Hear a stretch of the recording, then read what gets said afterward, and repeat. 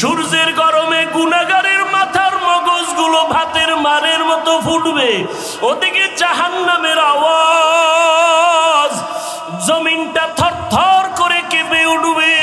আমার আল্লাহ রাগ হয়ে বলবেন লিমানিল মুলকুল ইয়াউম লিল্লাহিল ওয়াহিদিল কাহ্হার। আল্লাহ রাগ হয়ে যাবেন, মানুষগুলো পাগলের মতো হবে। ও আয়েশা, এতটা ভয়ঙ্কর হবে হাসরের মাঠ, আল্লাহর আদালতে কেউ দাঁড়াবার সাহসী পাবে না।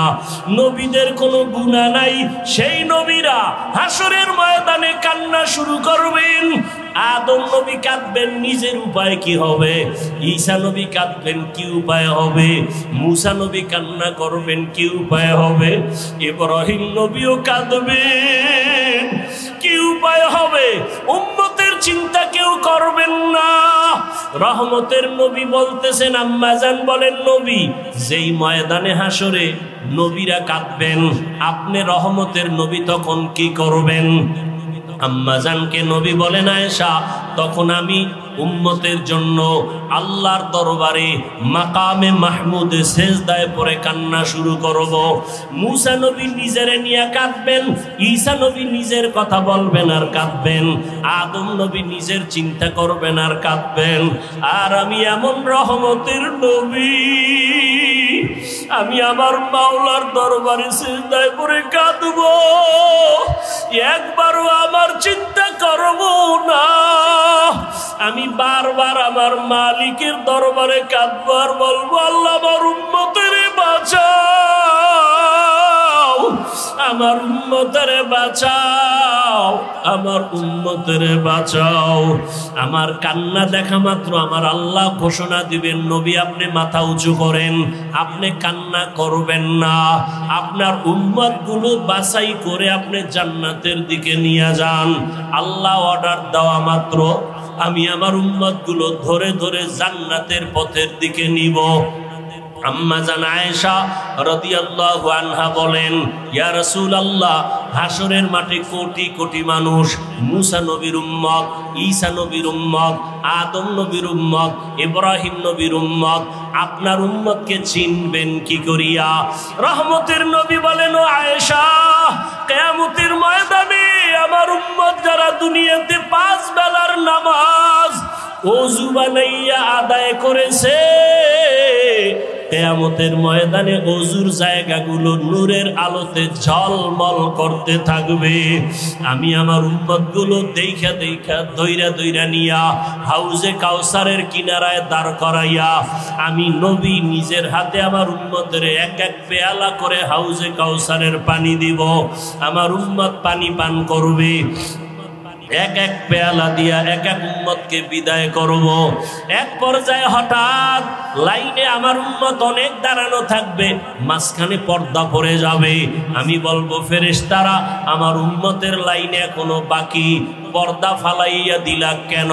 তখন ফেরেশতারা বলবে, ইয়া রাসূলুল্লাহ, এরা আপনার আসল উম্মত না, এরা দুনিয়াতে আপনি চলিয়া যাওয়ার পরে আপনার সুন্নতের জবাই করেছে, ওলামায়ে কেরামের বয়ান শুনে নাই, দাড়ি রাখার বয়ান শুনিয়াও রাখে নাই, নামাজ পড়ে নাই, পর্দা করে নাই, হালাল ব্যবসা করে নাই, জুলুম করিয়া গুনাহ করিয়া জীবন নষ্ট করে ফেলেছে। আল্লাহর নবী বলেন, আয়েশা, তখন আমি আমার ওই 2 নাম্বার গুনাহগার উম্মতদের ধমক দিয়া আমি বলবো, সহকান সহকা লিমান গায়্যারা মিন বাদি, আমার সুন্নতের যারা জবাই করছো, আমার দাঁত ভাঙ্গা দিন যারা হেফাজতের চেষ্টা করো নাই, নামাজ পড়ো নাই, তোমরা আমার উম্মত না। সাথে সাথে গাইবি আওয়াজ আসতে থাকবে, এদেরকে জাহান্নামের শিকল লাগাইয়া ধর। ওয়াসিকাল লাযীনা কাফারু ইলা জাহান্নামা যুমারা হাত্তা ইযা জাউহা ফুতিহাত আবওয়াবুহা ওয়া ক্বাল। জাহান্নামের আগুন কত ভয়ঙ্কর, সূর্যের গরম সহ্য করতে পারো না রে বাবা, একটা বেতের বাড়ি সহ্য করা যায় না। কিয়ামতের ময়দানে সূর্য মাথার উপরে যখন আসবে, কেমন করে সহ্য করবারে যুব? তাইফের জমিনে রাসূলের উপরে এত আক্রমণ, বৃষ্টির মতো পাথর মেরে রাসূলকে রক্তাক্ত করে ফেলেছে তাইফের কাফেরের সন্তানেরা। আল্লাহ বরদাস্ত করতে পারেন নাই, বলে জিবরাইল যাও, রাসূলের শরীর মুবারকে মশা মাছি পড়া হারাম, ওই শরীরে পাথরের আঘাত, রক্ত পড়ে জুতা আটকায় গিয়েছে, যাও এখনই তায়েফের জমিন উল্টায় সব ধ্বংস করে দাও। জিবরাইল এসে নবীকে বলেন, ও নবী একটু অর্ডার দেন, তায়েফবাসীকে ধ্বংস করে দেই। নবী বলেন, খবরদার, তায়েফের বেঈমানের মারিও না রে জিবরাইল, ওরা আমাকে চিনে না, আমি ইয়তীম, ওরা আমাকে জানে না আমি কত বড় দিলওয়ালা। দোয়া করি একদিন আমাকে চিনবে, দিনের কাজে ওদের সহযোগিতা পাওয়া যাবে। কাফেরেরা নবীরে মারে, নবী গালি দেয় না, বরং আল্লাহ অর্ডার দেয় মারার জন্য। নবী আবদার করে, মারিয়েন না। ও বরুরার জলমের মুসলমান, দুইটা পা ধরে বলেছে রে যুবক, ও পর্দার আড়ালের মা বোনেরা, ও বৃদ্ধ বাবাজি, ও ব্যবসায়ী বাবারা, কই রাসূলের আদর্শ, কই তোমার আদর্শ? কাফির আল্লাহ কয় মেরে ফেল, নবী বলে মারিও না। আর আজকে মুসলমান হইয়া মুসলমানের বিরুদ্ধে আন্দোলন করো, মুসলমান হইয়া মুসলমানের বিরুদ্ধে ষড়যন্ত্র করো, এটা রাসূলের ইশক মোহাব্বত যার আছে সে কখনো করতে পারে না।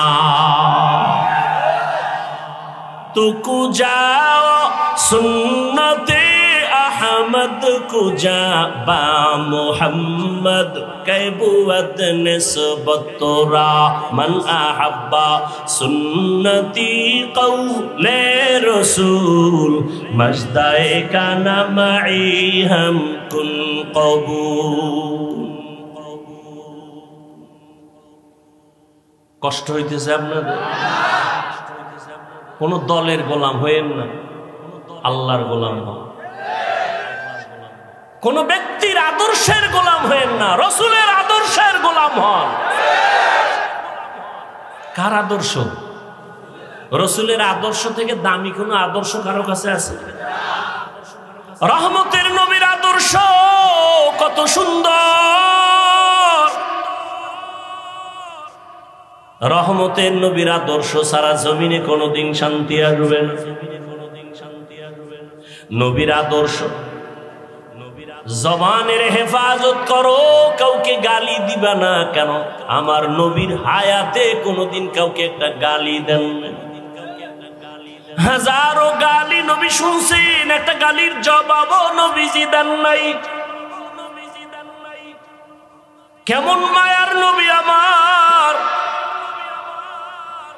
রহমতের নবী দুটো চোখ মোবারক গরম করে কারো দিকে রাগে তাকান নাই। কারণ রহমতের নবী যদি চোখ গরম করে তাকায়, লোকটা জায়গায় আগুনের মতো পুড়িয়া ছাই হয়ে যাবে। রাসূলের চোখের পাওয়ারের অ্যাকশন এত বেশি। নবী গালি দিবেন দূরের কথা, গালির জবাবও দুই চোখ দিয়ে কোনো দিকে তাকায় গরম ভাবে তাকান নাই। যদি তাকায় সে পুড়িয়া যাবে। ও ভাই,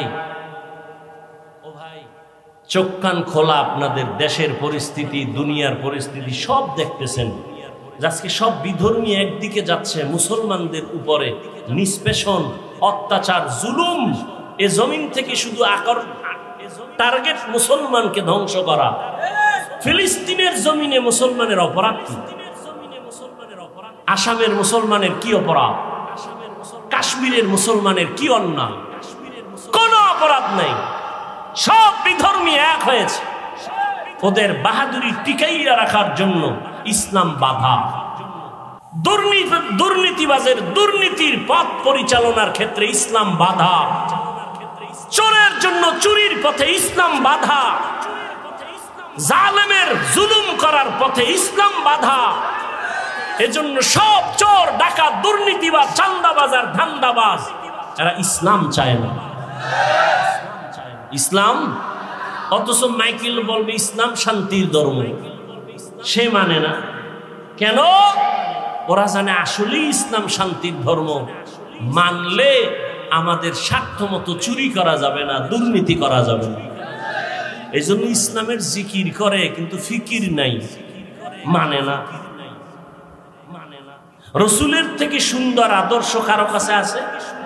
থাকলে বলেন আমি হাফিজুর রহমান ঘোষণা দিলাম, রসুলের থেকে যদি আরো সুন্দর আদর্শ কারো কাছে থাকে আমি সেইটা নিব, রসুলেরটা বাদ দিব। বলেন রসুলের থেকে আর সুন্দর আদর্শ কারো কাছে আছে?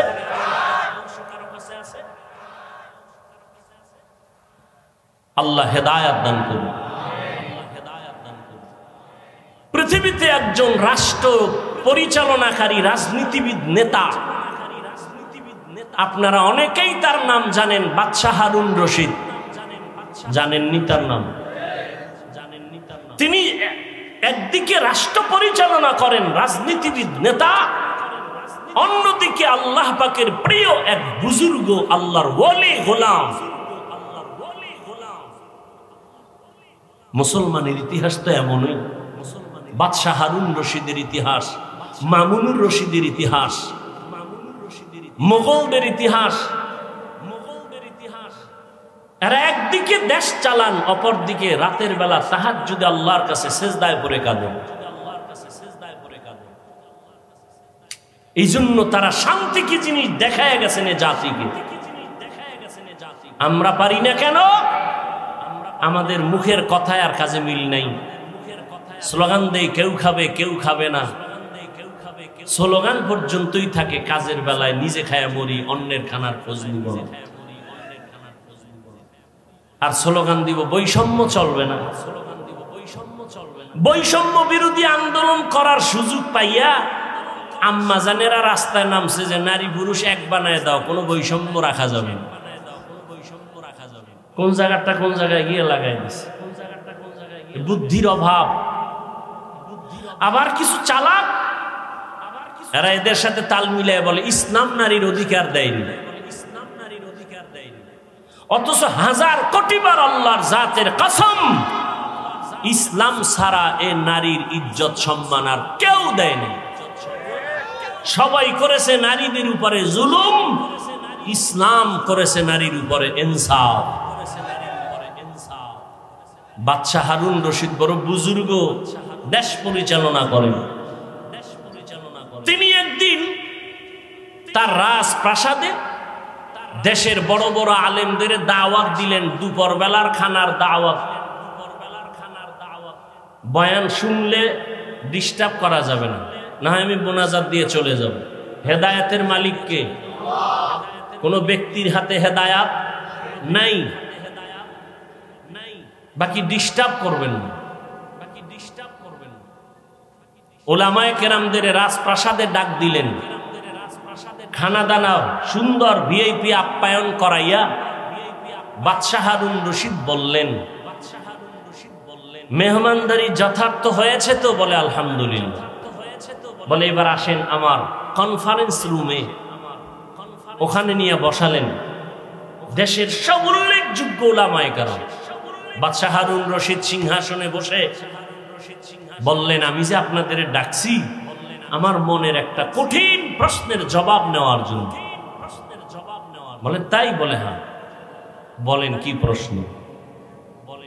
বাদশাহ হারুন রশিদ বললেন, আপনারা আমাকে চিনেন? বলে হ্যাঁ চিনি।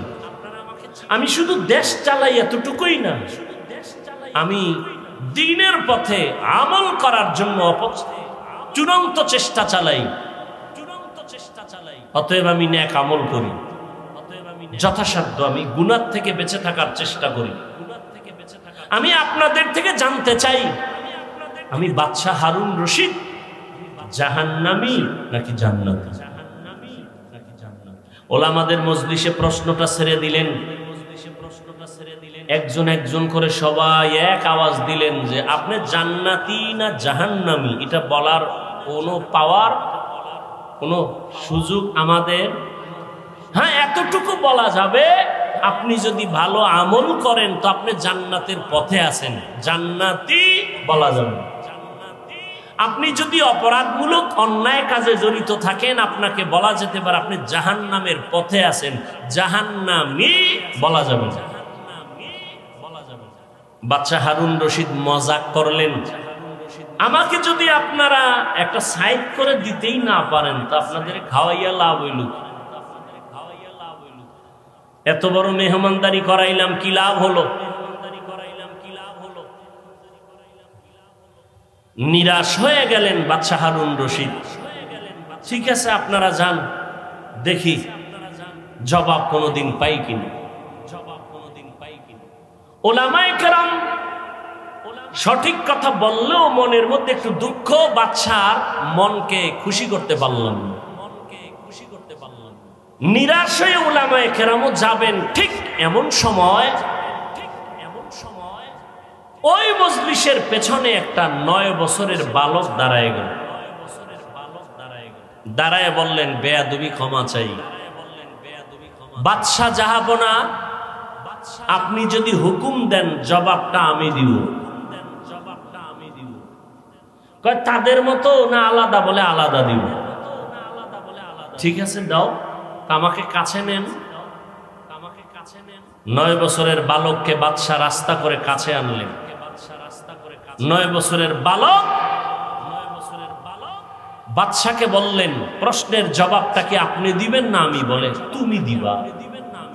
তাহলে বলুন তো, প্রশ্ন করনেওয়ালা সে একটু উঁচু মর্যাদার না যে উত্তর দেয় তার মর্যাদা একটু বেশি? বাদশা হারুন রশিদ বলে, যে উত্তর দিবে ক্ষণিকের জন্য তার মর্যাদা কি? 9 বছরের বালক বলে, বেয়াদবি ক্ষমা করে আমাকে সিংহাসনে বসায় দেন, উত্তর দেওয়ার পরে নামায় দিয়েন, আপাতত উত্তর দেওয়া পর্যন্ত আপনি নিচে বসেন। এখন বাদশা তো উত্তর জানতে হবে, বড় আগে আবেগওয়ালা উত্তর, আমি জান্নাতি না জাহান্নামী। এখন বাদশা যেহেতু জবাব চায়, আর সব আলেমরা তাকায় আছে এই ছোট বাচ্চা কি বলবে। ওই যে শুরুতে বলছিলাম, বান্দা চাইলে কিছুই, আল্লাহ চাইলে। বাচ্চা হারুন রশিদ চাইছিল আলেমরা জবাব দিবে, কিন্তু আল্লাহ চাইছে বাচ্চারে দিয়া জবাব দেও, রেডিও। বাদশা কয় ঠিক আছে, এই প্রহরীরা আমাকে নিচে বিছানা দাও, বাচ্চাকে সিংহাসনে বসাও। 9 বছরের বালকের সিংহাসনে বসায় দিল, বাদশা হারুন রশিদ নিচে বসল। 9 বছরের বালক হারুন রশিদের সিংহাসনে বসিয়া জবাব দেওয়ার আগে বলে, এলেমের মর্যাদা তো এমনই হয়। কিসের মর্যাদা? এলমেরা এজাজু করদান বেহিসাব, হলকেরা দাদান জবাবে বা সওয়াব হক নদারত, দোস্তে খলকা জারেরা নিস্তে ই খসলত একে দিনদারেরা। 9 বছরের বালক বাদশা হারুন রশিদের সিংহাসনে বইয়া প্রথম একটা ভাষণ দিয়া কয়, এত বড় বড় উলামায়ে কেরামের মজলিসে আমি 9 বছরের সন্তান, বাদশাকে নিচে বসাইয়া সিংহাসনে বসছি, এটা আমার বাহাদুরির কিছু নাই, আল্লাহর দেওয়া ইলমের বরকত। কিসের বরকত? ইলমের বরকত। ইলমওয়ালা কোরআনওয়ালারা টাকাওয়ালার পেছনে দৌড়াবে কেন? কোরআনের ইলম সিনাই নিয়ে চলো, টাকাওয়ালা তোমার পেছনে দৌড়াবে। কোটি টাকার মালিক দেখো, অভাব হয় না দূর, গরিবে ঘুমায় আরাম করে মনটা বাহাদুর। ফেরাউনের লাশটা দেখো মিশর জাদু ঘরে, খায় না মাটি পোকা মাছি সবাই ঘৃণা করে। হৃদয়ে থাকিবে যার নম্রতা সদা, রহমত আসিবে সেথা প্রভুর ওয়াদা। বড়র বাড়াই থাকলে দিলে রহমত আসবে না, নিজেকে নিজে ছোট মনে করিও সাদা। উঁচু জমিন থেকে পানি নিচু জমিনে যায়, তেমনি খোদার রহমত আসে নম্রতার হৃদয়। ভোগবিলাসের বাড়ি গাড়ি পরে রবে সব, থাকতে সময় স্মরণ করো আল্লাহ আমার রব। থাকতে সময় স্মরণ করো আল্লাহ আমার রব। দুনিয়ার সব শেষ হয়ে যাবে, কে থাকবেন? জিন্দেগি মে বন্দগি তু কর নাহি, जिंदगी में बंदगी तू कर नहीं, जिंदगी में बंदगी शर्मिंदा है, जिंदगी में बंदगी शर्मिंदा है। दुनिया में हो दुनिया का तलबगार ना हो, बाजार से गुजर हो खरीदार ना हो। ये दुनिया एक मिसले कागज फूल है, ये दुनिया एक मिसले कागज फूल है। जिंदगी में बंदगी तू कर नहीं, जिंदगी में बंदगी शर्मिंदा है, जिंदगी में बंदगी शर्मिंदा है। जिंदगी में बंदगी कुन बंदगी, बंदगी बे जिंदगी शर्मिंदगी। अल्लाह ताला बोलेन वअम्मा मन खाफा मकाम रब्बिही व नहन नफ्स अनिल हवा फाइन्नल जन्नता हियल मावा। हाशुरेर दिन আল্লাহর আদালতের সামনে দাঁড়াইয়া হিসাব দেওয়ার ভয় অন্তরে বসে যারা গুনাহ থেকে নিজেকে বাঁচায় রাখবে, আল্লাহ বলেন আমি ওয়াদা করলাম তাকে বিনা হিসাবে জান্নাত দিয়ে দিব। আতিনা ফি দারে দুনিয়া না হাসান, আতিনা ফি দারে উকবা না হাসান, ইয়া গিয়াসাল মুস্তাগীসিন হদিনা লিফতিখারা বিল উলুমে ওয়াল গিনা। কার ভয়? আল্লাহর ভয়। 9 বছরের বালক সিংহাসনে বসিয়া বলে ইলমের মর্যাদা তো এমনই হয়। উলামায়ে কেরাম তাকায় আছে, আমরা জবাব দিতে পারলাম না, 9 বছরের বালক কি জবাব দিবে? 9 বছরের বালক ডেকে বলে বাদশাহ আপনার প্রশ্নটা আবার রিপিট করেন। বাদশাহ হারুন রশিদ বলে আমাকে বলে দাও আমি জান্নাতি নাকি জাহান্নামী। সব আলেমরা বলেছিল জান্নাতি বা জাহান্নামী নিশ্চিত বলা যাবে না। 9 বছরের বালক বাদশাকে জবাব দিয়া বলে আমি নিশ্চিত বলে দিলাম, আপনার কাছে আমার জানার একটা বিষয় বলেন। কি? বলে আপনার জীবনে এমন কোন ঘটনা ঘটছে কিনা। বলে কি ঘটনা? বলে আপনার জীবনে আপনার সামনে সুন্দরী রূপসী রমণী দাঁড়ানো, চাইলেই আপনি গুনাহ করতে পারতেন। সুন্দরী রমণী নীরবে দাঁড়িয়ে আছে অপলক দৃষ্টি দিয়ে, আশেপাশে কেউ নাই। চাইলেই আপনি ওই সুন্দরী রমণীকে নিয়ে আনন্দ করতে পারতেন, গুনাহ করতে পারতেন, কিন্তু আপনি সে করার সুযোগ পেয়েও গুনাহ করেন নাই। এমন কোন ঘটনা জীবনে হয়েছে কিনা বলেন? বাচ্চা হারুন রশিদ বলেন, আল্লাহর জাতের কসম, এরকম ঘটনা একবার আর দুবার না, বারবার আমার সামনে কত সুন্দরী, কত রূপসী, সুদর্শন, কত রমণী দাঁড়ানো, আমি চাইলেই গুনাহ করতে পারতাম। বারবার এরকম সুযোগ আছে, কিন্তু আমি গুনাহ করি নাই আল্লাহর আযাবের ভয়।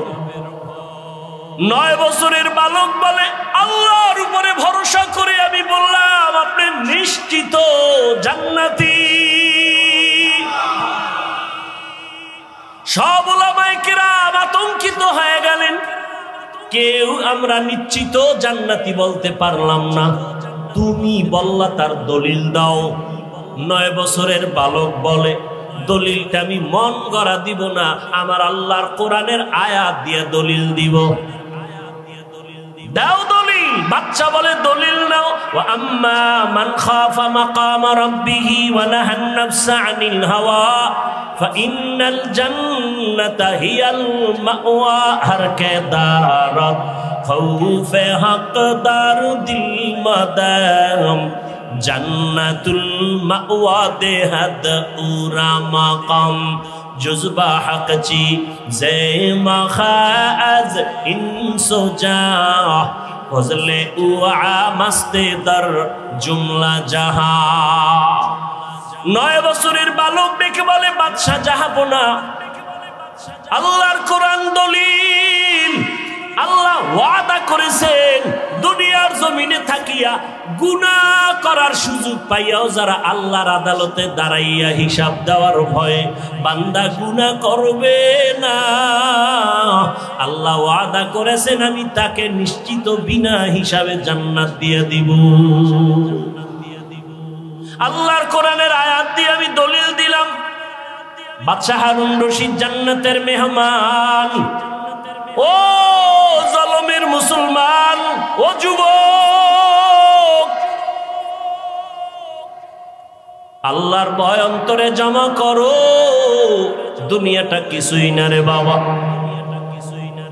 আমি যে এতক্ষণ চিল্লাইয়া বয়ান করতেছি, একবারও কিন্তু বলি নাই ও জলমের মুসলমান, আমার মতো টুপিওয়ালা হও, দাড়িওয়ালা হও, মাদ্রাসায় যাও, স্কুলে তালা লাগায় দাও, একবারও বলিনি।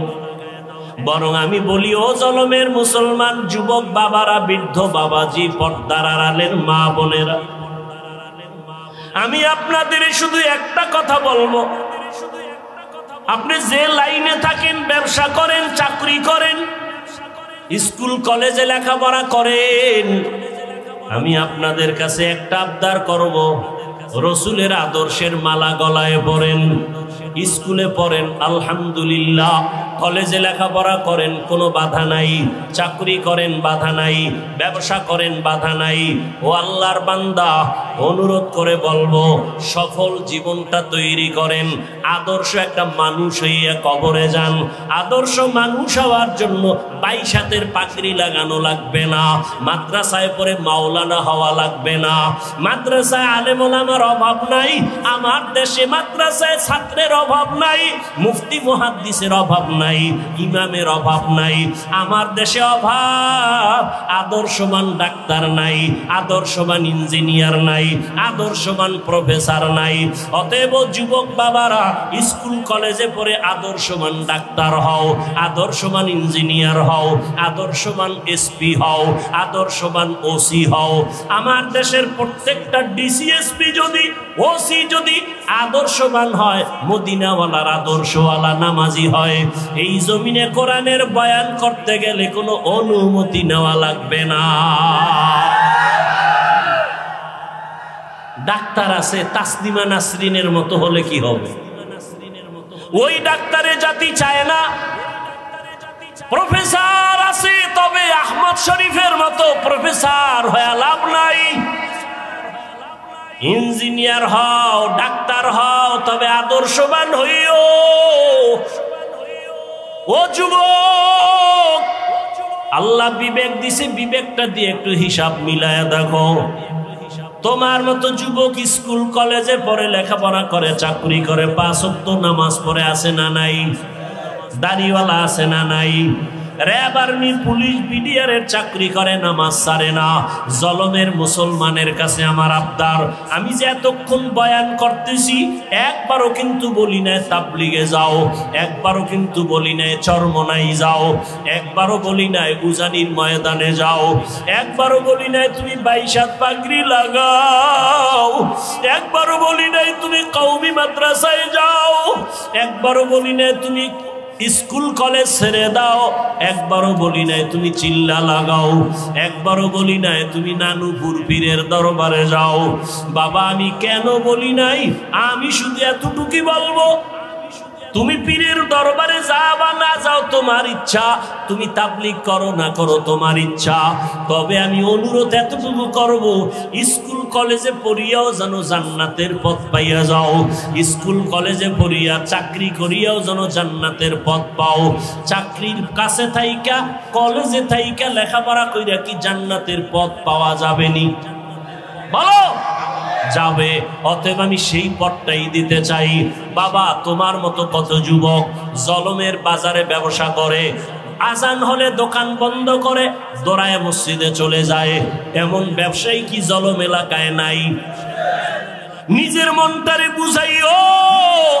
আমি কিন্তু হুজুর হইতে বলি নাই, বরং আমি বললাম তোমার মতো জেনারেল লাইনের যুবক যদি ব্যবসা করে, নামাজ পড়ে, বলো তোমার পায়ে হাত রাইখা বলি, বলো তুমি কেন নামাজ পড়তে পারো না? তোমার মতো বাংলা লাইনের মানুষটা ময়দানে কৃষিকাজ করিয়াও যদি নামাজ পড়ে, বলো বাবা তুমি কেন নামাজ পড়তে পারবা না? আমার রসুলের আদর্শ নামাজ, আমার নবী অসুস্থ হইয়াও নামাজ ছাড়েন না। ও আল্লাহর বান্দারা, ও যুবক বাবা, তোমার মতো যুবক ওসি, ডিসিএসপি 5 ওয়াক্ত নামাজি নাই? তোমার বিবেকের কাছে জিজ্ঞাসা করো, তুমি কেন পারবা না? তোমার মতো সন্তান বাংলা লাইনে থাকিয়া রাস্তায় গাড়ি চালায়, ড্রাইভারি করে, নামাজ ছাড়ে না, বলো তুমি কেন নামাজ পারো না পড়তে? ও আল্লাহর বান্দারা, এখনো সময় আছে, তওবার দরজা খোলা। মনের চাহিদা মিটাইয়া, মনের শখ মিটাইয়া, নফসের ধোকায় পড়িয়া গুনাহ করতে করতে তো জীবনের শেষ প্রান্তে চলে আসছো। বাঁচার কিন্তু কোনো হায়াত নাই, গ্যারান্টি নাই। বড়রা আগে মরবে, ছোটরা পরে মরবো, তাও বলা যাবে না। জুয়ানেরা পরে মরবে, বুড়ারা আগে মরে যাবে, তাও বলা যাবে না। মা বাবা আগে মরে যাবে, সন্তানেরা পরে মরবে, তাও বলা যাবে না। কত জায়গায় তাকাইয়া দেখো, ছোট ভাই কবরে চলে গেছে, বড় ভাই এখনো বেঁচে আছে, আছে না নাই? কত বুড়ারা এখনো আছে সুস্থ, কিন্তু যুবক মানুষ অসুস্থ। ও যুবক, তাকাইয়া দেখো, গাড়ির নিচে তোমার আমার মতো কত যুবকের লাশ, পানির নিচে কত লাশ, ঘুমের বিছানায় কত লাশ, মহামারী করোনায় কত লাশ, ডেঙ্গুর ভিতরে কত যুবকের লাশ, ঘুমের বিছানায় মরণের যুবকের লাশ। কয়দিন আর বাঁচবারে বাবা? মনের শখ মিটাইয়া গুনাহ তো কম করো নাই। মনে চাইছে নামাজ পড়বা না, কতবার নামাজ ছাড়লা। মনে চাইছে দাড়ি রাখবা না, রাখো নাই। মনে চাইছে পার্কে পার্কে ঘুরবা, অনেক জীবন কাটাইলা ঘুরে ঘুরে। মনের জাল মিটাইয়া গুনাহ তো কম করলা না। আরে আমার মাওলার কথা কি তোমার মনে পড়ে না? রহমতের নবীর কথা কি তোমার অন্তরে আসে না? ওলামায়ে কেরামের বয়ান কি তোমার অন্তরে ধাক্কা লাগায় না? ও যুবক, সাহাবায়ে কেরাম নবীর হাতে কালেমা পড়িয়া জান্নাতে জান্নাতের টিকিট পাইয়া মৃত্যু পর্যন্ত শুধু কান্নার আওয়াজ। আল্লাহর আদালতে কেমনে দাঁড়াইয়া জবাব দিব? আবু বকরের কান্না, ওমরের কান্না, ওসমানের কান্না, জীবনটা কান্নায় কাটায় দিলেন। আর তোমার আমার তো কোনো আমলের খবরই নাই, চোখেও পানি নাই রে যুবক। কয়দিন আর জীবনের বাহাদুরি করবা, যৌবনের বাহাদুরি করবা? এখনো সময় আছে, তওবা করে নাও। ডাক্তার হও তবে আদর্শবান ডাক্তার হইও, ইঞ্জিনিয়ার হলে আদর্শবান ইঞ্জিনিয়ার হইও। বলবা হাফিজ ভাই আদর্শবান ডাক্তার হওয়ার জন্য কি করতে হবে? ভালো করে মনে রাখবা, তিনটা জায়গায় বেয়াদবি করা যাবে না। যদি করো তো জীবনে ডাক্তার হতে পারবা, আদর্শবান হতে পারবা না। ইঞ্জিনিয়ার হতে পারবা, আদর্শবান হতে পারবা না। এক নাম্বার জায়গা, মা বাবার সাথে বেয়াদবি করা যাবে না। দ্বিতীয়, মুরব্বী ওলামায়ে কেরামের সাথে বেয়াদবি করা যাবে না। আর একটা হলো তোমার শিক্ষকের সাথে বেয়াদবি করা যাবে না। এই তিন জায়গায় যদি বেয়াদবি করো, আল্লাহর কসম আদর্শবান হতে পারবা না, সম্মান জীবনে আসবে না, বরং মরণের আগে তোমার পতন শুরু হয়ে যাবে। মা বাবার সাথে যদি বেয়াদবি করো, মরার আগেই তোর বিছানায় পড়ে পঙ্গু হয়ে যাবি। যদি শিক্ষকের সাথে বেয়াদবি করো, আর শিক্ষক যদি কষ্ট পায়, একটা নিঃশ্বাস ফেলে দেয়, মরার আগে জীবন ধ্বংস হয়ে যাবে। মুরব্বী ওলামায়ে কেরামের অন্তরে যদি কষ্ট দিয়া চলো, জীবনটা মরণের আগে ব্যাহত হয়ে যাবে। এই জন্য তিন জায়গায় বেয়াদবি করা যাবে না। ও পর্দার আড়ালের আম্মা জানেরা, বোনেরা, আপনার মতো কত মা কত বোন এই এলাকায় এখনো আছে, নামাজ ছাড়ে না, বেপর্দায় চলে না, সন্তানটাকে আদর্শওয়ালা বানানোর চেষ্টা করে, স্বামীর মাল হেফাজত করে, খেয়ানত করে না, মোবাইলে সময় নষ্ট করে না। ও আম্মা জানেরা, আপনাদের এই সন্তানদের যত বয়ান করলাম, এই বয়ানগুলো কাজে লাগানোর জন্য আপনাদের মেহনত আর দোয়া লাগবে। কারণ আপনাদের দোয়া ছাড়া সন্তানের জীবনে সফলতা আসবে না। মা বাবার চোখের পানি আর দোয়া সন্তানের সফলতার চাবি। মা বাবার চোখের পানি আর দোয়া না থাকলে আমি এই চেয়ারে বসতে পারতাম না। মা বাবার চোখের পানি দোয়া না থাকলে তুমিও লেখাপড়ায় ভালো নাম্বার পাইতা না, চাকরি করতে পারতা না, তোমার বাড়ি গাড়িও হতো না, সম্মানের চেয়ারও পাইতা না। ওই মা বাবার দোয়া নাও। ও পর্দার আড়ালের আম্মা জানেরা, আপনার মতো কত মা কত বোন পর্দা করে, স্বামীর মাল হেফাজত করে, নামাজ পড়ে, আপনারা কেন পারবেন না? আপনাদের এত সম্মান আল্লাহ দান করেছেন। আপনারা নবীদের মায়ের মতো দামি মা, সাহাবায়ে কেরামদের মায়ের মতো দামি মা, খাদিজা রাদিয়াল্লাহু আনহার মতো দামি নারী। আপনারা তো আয়েশা রাদিয়াল্লাহু আনহার মতো দামি নারী। আপনারা তো ফাতেমা রাদিয়াল্লাহু আনহার মতো দামি নারী। আপনারা তো ইসমাইল নবীর মা হাজেরা আলাইহা সালামের মতো দামি নারী। আপনারা তো ঈসা নবীর মা মারিয়াম আলাইহা সালামের মতো দামি নারী। এই দুনিয়াতে আল্লাহর এক বড় দুশমন ছিল ফেরাউন। জানেননি তার স্ত্রীর নাম কি? আসিয়া। এত বড় বেঈমান ফেরাউনের স্ত্রী আসিয়া কি আল্লাহকে এতটা আপন করে নিলেন। ফেরাউন এত বড় বেঈমান, অথচ তার ঘরে থেকে আসিয়া আল্লাহকে মোহাব্বতের বন্ধনে নিয়া এমন দামি হয়ে গেলেন। রহমতের নবী বলেন, কিয়ামতের ময়দানে জান্নাতে আসিয়ার সাথে আমি মুহাম্মদের সাথে বিবাহ হয়ে যাবে। ও পর্দার আড়ালের আম্মা জান, এখনো সময় আছে, তওবা করে নেন। দুনিয়াটা কিছুই না। ওই সন্তানটাকে আদর্শওয়ালা মানুষ বানায় যান। ডাক্তার হবে আদর্শওয়ালা, কোরআন পড়নেওয়ালা, নামাজি যখন হবে ডাক্তারি করবে, নামাজ ছাড়বে না, মা বাবার জন্য দোয়া করতে ভুলবে না। ও পর্দার আড়ালের আম্মা জানেরা, এখনো সময় আছে, তওবা করেন। ও বৃদ্ধ বাবাজিরা, সময় আছে, তওবা করে নেন। আপনার মতো কত বুড়ারা মসজিদে গিয়া নামাজ আদায় করে, আপনারা কেন পারবেন না?